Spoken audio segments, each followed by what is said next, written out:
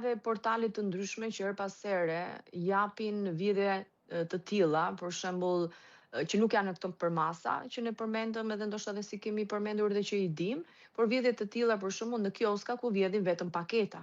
Në një kiosk tjetër për shembull ku vjedhin vetëm shuma të vogla parash. Kemi pasur një vjedhje që për mua ka qenë shumë absurde të një exchange, të një pike exchange.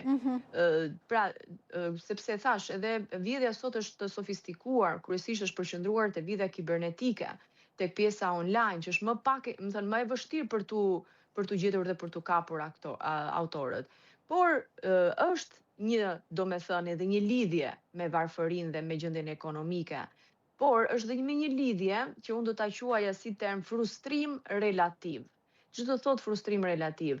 Që këta persona, një pjesë e personave që vjedhin dhe ja futur në këto fush, nuk është se krahasojnë veten e tyre dhe shikojnë varfërinë absolute. Pra jo domosdoshmërisht janë të varfër në mënyrë absolute, por shikojnë luksin.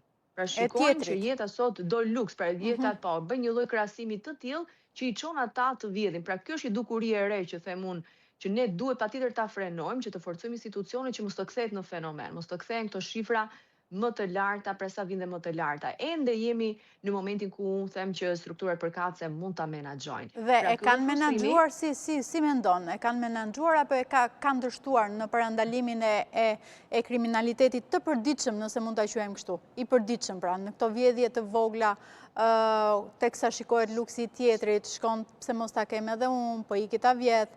Pra nuk është një vjedhje